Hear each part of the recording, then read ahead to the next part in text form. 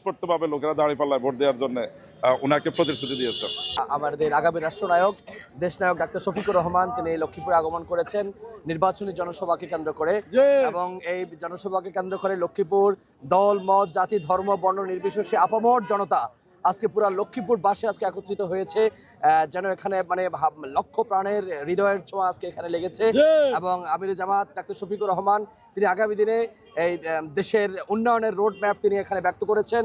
বিশেষ করে লক্ষ্মীপুর জেলায় বিগত দিনগুলোতে থেকে অনেকাংশে এখানে অবহেলিত ছিল, সে আগামী দিনে অবহেলিত লক্ষ্মীপুরকে তিনি সেখানে মেডিকেল কলেজ বিশ্ববিদ্যালয় সহ নদী বিধৌত লক্ষ্মীপুর যে রামগতি উপজেলা সেখানে মেঘনা নদীর বাঁধ নির্মাণের যে তিনি সংকল্প ব্যক্ত করেছেন, এবং আরও যে উন্নয়নের ক্ষেত্রে আমরা যে পিছনে আছি সেই বিষয়গুলি উনি সেখানে উল্লেখ করেছেন।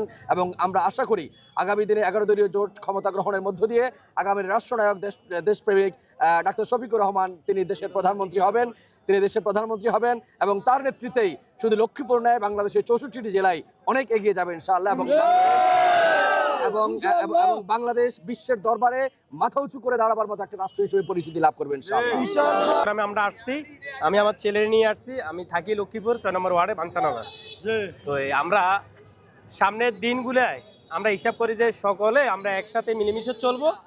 যদি আল্লাহ আমাদেরকে কামিয়াব করে দায় পাল্লায় সকলে ভোট দিবেন, দায় পাল্লা যদি ডাক্তার শফিকুর রহমানের হাতে ক্ষমতা আসে এই দেশটা শান্তি হবে, এটা আমরা মনে করি। আর সকল মানুষও যেন এটা অনুভব করি যেন দায় পাল্লাতে ভোট দেয়, এটাই আহ্বান। ডাক্তার শফিকুর রহমান আমাদের এই জেলাটা খুবই অনুন্নত, ইভেন আমাদের জেলার মধ্যে বিভিন্ন কাজ হওয়ার কথার পরও হয় না। ডাক্তার শফিকুর রহমান আমাদেরকে এই শর্ত দিয়ে গেছে যে বিভিন্ন আগে যে আমাদের কাজগুলা না হয়েও এবং অভ্যন্তরীণ রয়েছে বা দেয় নাই ওই কাজগুলো আমাদেরকে আশ্বাস দিয়েছে ওই কাজগুলো হবে, এবং সকল জনগোষ্ঠী থেকে আশ্বাস নিয়েছে যে 12 তারিখে আমরা যেন দাঁড়িপাল্লা এবং শাপলাগড়িতে ভোট দিয়ে তাদেরকে জয়যুক্ত করি এবং ঐক্যের পক্ষে থেকে আমরা দাঁড়িপাল্লাকে এবং ইসলামিক শাসনতন্ত্রকে এদেশে কায়েম করি। ধর্মের কথা সত্য কথাই বলছে, ইসলাম প্রতিষ্ঠিতার জন্য কথাগুলো আর কি। নির্বাচনী কার্যক্রম সম্পর্কে কি বলেছে? নির্বাচনী করছে আর কি, এলাকাতে যা মা বোনদেরকে বোঝানোর জন্য ইসলামের পক্ষে দাঁড়িপাল্লা ভোট দেওয়ার জন্য। নির্বাচনী জনসভা থেকে যে বার্তা দিয়েছে এটা হচ্ছে বিজয়ের বার্তা। আমাদের দুর্নীতি লুটতরাজের বিরুদ্ধে আমাদের অবস্থান।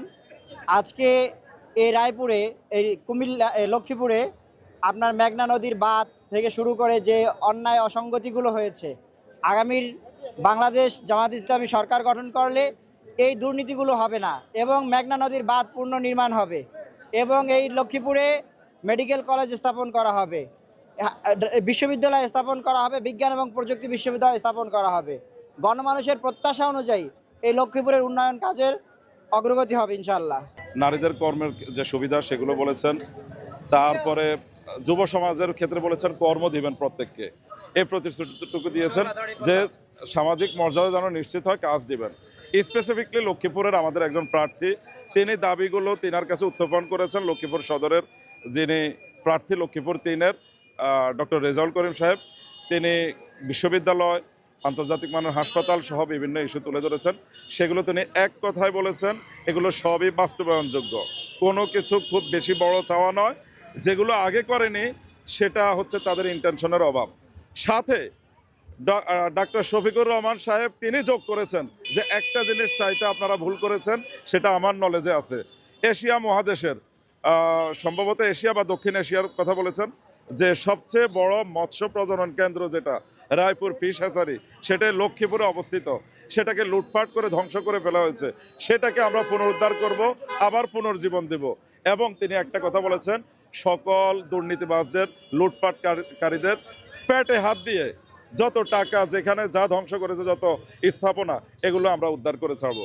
এই বিষয়গুলো আসলে যে কথাগুলো বলেছেন এগুলো তিনি অন্তর থেকে বলেছেন এবং তিনার মধ্যে কোনোটা আর্টিফিশিয়াল মনে হয়নি। আমরা প্রত্যাশা করি, লক্ষ্মীপুরবাসী বিশ্বাস করি যে তিনি যে প্রতিশ্রুতি দিয়েছেন সেটা বাস্তবায়ন করবেন। আর মোটা দাগে অনলাইনে মিডিয়া অনেক কিছু আছে, আমরা সেগুলো দেখবো ইনশাল্লাহ। আমরা দেখেছি স্বতঃস্ফূর্তভাবে লোকেরা দাঁড়িপাল্লায় ভোট দেওয়ার জন্য ওনাকে প্রতিশ্রুতি দিয়েছে।